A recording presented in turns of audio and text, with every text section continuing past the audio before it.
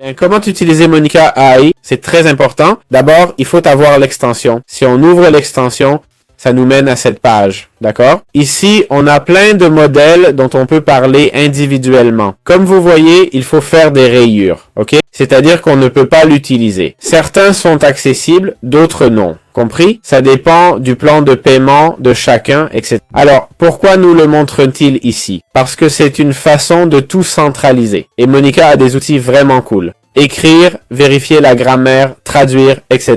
Donnons un exemple. Cherchons Monica AI. Allons sur Monica. Voyons si ça m'amène au même endroit. Je veux aller à... Allons sur la page Chrome, d'accord? Alors, sélectionnons ce texte ici. Non, pas celui-là. Celui-ci ne marche pas.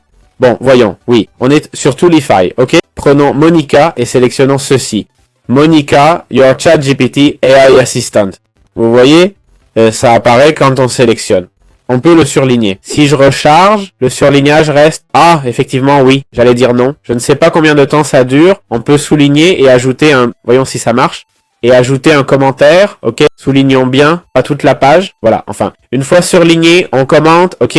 Intro à Dark Pierre. Ok. Et voilà le commentaire. On peut le voir en mémo aussi. Le plus cool, c'est tout ça, non? Allez, on fait Coctorella. Ok. Maintenant qu'on a fait Coctorella. Ok.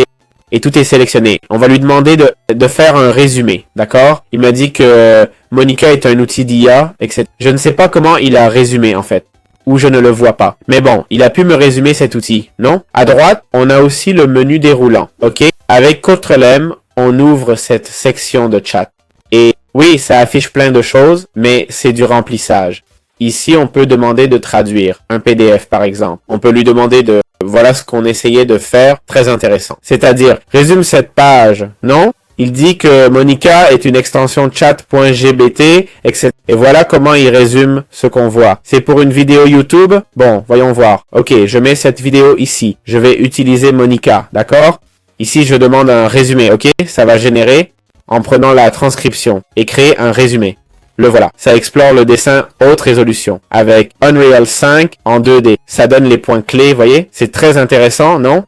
Ça parle d'anti-crénelage et autres. On peut tout développer. Regardez, c'est impressionnant. Il y a l'option podcast aussi. Ah, voilà. On peut créer un podcast, par exemple. Je ne sais pas si c'est illimité. Ah, les crédits sont là. J'ai 2 crédits. Je peux faire un podcast de la vidéo. Voilà comment Monica fonctionne un peu.